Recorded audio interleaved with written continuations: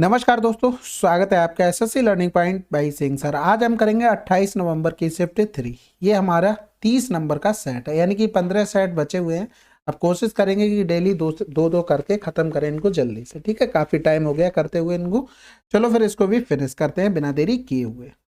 पहला सवाल कह रहा है एन अलमीरा is sold at 6500 after allowing a discount of 20%, find the mark price. Simple है बिल्कुल भाई, मार्क प्राइस 100 रहा होगा, 20% की छूट देंगे तो 80 में बेचा गया। इसी का मान दिया गया था 6500, 100 का हमें मान निकालना था। तो देखो यहाँ पर 80 से डिवाइड कर देंगे, 20 चौकू 80, 20 पंजे 100 हो गया, इधर हो गया 65।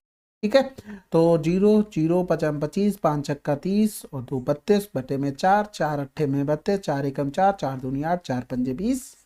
आंसर। अगला सवाल, ये तो आसान था। 50,000 पर 8% प्रति वर्ष की दर से चक्रवृद्धि ब्याज इतना है, अवधि ज्ञात कीजिए।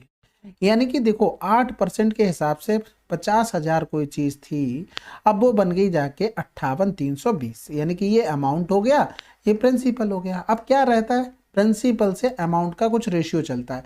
8% का मतलब हो गया 4 दूनी 8, 4 दूनी 8, 4 पंजे 20, यानी कि 25 से 27 हो गया। यानी कि कहीं ना कहीं इनकी पावर में कुछ हुआ होगा, उसके बाद इनका स्क्वायर वगैरह आएगा। तो यहाँ पर तो 25 है, 25 हमें बनाना पड़ेगा। तो सबसे पहले तो ये कैंसिल आउट, 4 से कट जाएगा कि 8 से भी कटेगा, 8 से ही काट लेते हैं। तो 8 छंग 48, 2 बचा, 8 दूनी 16, 8 पन्ने 40। इधर करेंगे तो 8 सत्ते 56, 2 बचा, फिर 8 दूनी 16, 8 ने 72 हो गया। तो ये 25 का होल स्क्वायर आ गया, ये 27 का होल स्क्वायर आ गया। यानी कि एन बराबर में क्या रहा होगा, एन बराबर में 2 रहा होगा। सिंपल है, फार्मूला लगाओगे तब भी यही बनेगा। ठीक है, अब देखो दो उम्मीदवारों के बीच हुए चुनाव में 10% मतदाताओं ने मतदान में भाग नहीं लिया, 20% मतों को अवैध घोषित कर दिया गया और विजेता को कुल वैध मतों के 70% प्राप्त हुए तथा उसने इतने मतों से जीत दर्ज की। मतदाता सूची में मतों की कुल संख्या बताइए। देखो टोटल संख्या x थी, 10% ने वोट नहीं डाले, यानी कि 90% ने वोट डाले, यही तो कह रहा था। फिर 20% अवैध हो गए, यानी कि वैध वोट कितने बचे, 80%। अब अगर इनको टोटल को हम 100 मान ले तो एक चीज बताओ, एक को 70 मिले तो दूसरे को 30 मिले होंगे। हारा जीती कितने से हुई भाई, 40 से। यानी कि 100 का 40% वोट से हारा जीती हुई है। तो यही चीज हमें डायरेक्ट लिखनी थी क्या, कि इसका 40% बराबर हमको दिया गया था 6480। क्या क्या कह रहा था, इतने मतों से जीत दर्ज की, यानी कि इतने मत उसको ज्यादा मिले। कैलकुलेशन कर लो, अब यहाँ पर 9 एकम 9 हो गया, 9 सत्ते 63, 9 दूनी 18 हो गया, 8 नेम 72 हो गया। 4 से करेंगे तो 4 दूनी 8, एक बचा, 4 दूनी 8, 4 पंजे 20, किसी में 225 लिखा है, आंसर लगा दो। जीरो से कोई पंचायत नहीं, क्योंकि ऑप्शन हमसे चाहता नहीं कि हम जीरो पर काम करें। अगला सवाल, एक वस्तु को एक निश्चित कीमत पर बेचने पर एक महिला को 20% का लाभ होता है। यदि वह इसे दोगुनी कीमत पर बेचती तो अर्जित लाभ की गणना करें। देखो 20% का लाभ होता है, यानी कि 100 से 20% लाभ का मतलब 120 हो गया। दोगुनी कीमत पे बेचती यानी कि 240 पे बेचती, भाई दोगुना कर दिया, तो यहाँ से कितना प्रॉफिट हो रहा, 140। यही तो आंसर था। अगला सवाल, आसान है सवाल बिल्कुल। 7500 की धनराशि के लिए ब्याज दर इतने परसेंट वार्षिक साधारण ब्याज है। 4 वर्ष 9 महीने में अर्जित ब्याज बताना है। यानी कि 4 वर्ष 9 महीने में, या तो इनको वर्ष बना लो या तो महीने में बना लो, 12 से भाग कर लेंगे। तो वर्ष बना लो, 3 त्रिका 9, 3 चौकू 12, 4 चौकू 16, 16 3 19 बटे में 4, ये वर्ष आ गए हमारे पास टोटल। तो 7500 की राशि, ठीक है, रेट हमारी 7.5, समय हमारा 19 बटे में 4, बटे में हो गया हमारे पास 100। ठीक है, 75 का स्क्वायर करना बहुत आसान है, 55 25 हो गया, 8 सत्ते 56, ये स्क्वायर आ गया। इंटू में कर देंगे, 19 बटे में हो गया 4, 19 का गुणा करेंगे, 19 पना 95 हो गया, हासिल लगा 9, 19 दूनी 38, 38 में 9 47, हासिल लगा 4, 19 छक्का 114, 4 118 हो गया, हासिल लगा 11, और 19 पना 95 96, यानी कि 106 हो गया। बटे में 4 कर देंगे तो 4 दूनी 8, 2 बचा, 4 छंग 24 हो गया। 26 यहाँ तक मिला है, यानी कि ये दो ऑप्शन जा चुके। एक बार और कर लें बस खत्म हो जाएगा। तो 4 सत्ते 28, तो 2671 पॉइंट समथिंग हमारा आंसर आ जाएगा। इतनी मेहनत करनी थी। ठीक है, कैलकुलेटिव तो था, लेकिन ये है कि आपको थोड़े तरीके पता होने से किसी भी नंबर के किसी के नंबर में लास्ट में 5 लिखा हो, उसका स्क्वायर निकालना आसान होता है। क्या करते हैं, इसका स्क्वायर 25 हो जाता है और स्टार्टिंग वाले नंबर में 1 बढ़ाकर, यानी कि 7 लिखा तो 8 से गुणा कर देंगे, डायरेक्ट हमारा स्क्वायर आ जाएगा। ठीक है, छोटी छोटी चीजें पता होंगी तो आप जल्दी कर लेंगे। अगला सवाल, 200 पुरुष के पास 30 दिनों की खाद्य पदार्थ है। यदि इनमें से 50 पुरुष चले जाते हैं तो शेष पुरुषों के लिए वही खाद्य सामग्री पदार्थ कितने दिनों के लिए होगा। भाई टोटल इतना था हमारे पास राशन, 50 पुरुष चले गए, बचे कितने, 150।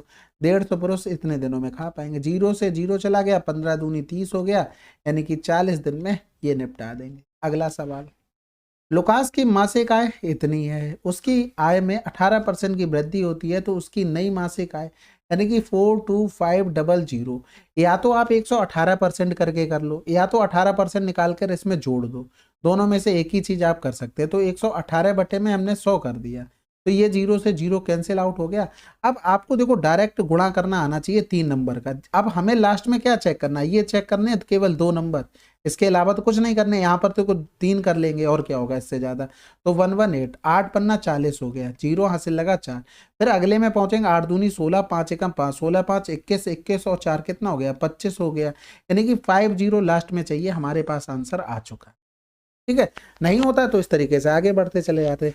ये छोटी छोटी करके ये शॉर्ट वीडियो में डालेंगे, मल्टीप्लाई कैसे होता है 2 नंबर का डायरेक्ट एक लाइन में 3 का, तो उसको आप देखते रहिएगा। अभी 11 का डाल दिया, आगे भी डालते रहेंगे। अगला सवाल, अच्छा जिन लोगों को ये बातें पता हुआ करे ना, ईगो पे मत लिया करो कि नहीं मुझे पता है। तो पता है भाई, अच्छी चीज है, सब किसी को पता ही होता है, तभी तो सिलेक्शन होते हैं। वैसा तो है नहीं मेरे ही बताने सिलेक्शन होता है, तो हर किसी को वो सर्वगुण संपन्न होते, जिसको नहीं पता होगा वो देख लेगा। भाई आप लोग ईगो पे ना लिया करो।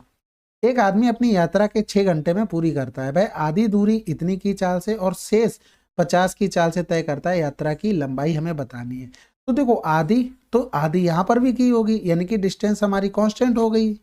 तो स्पीड में रेशियो 30 और 50 का है, तो टाइम में रेशियो 50 और 30 का हो जाएगा।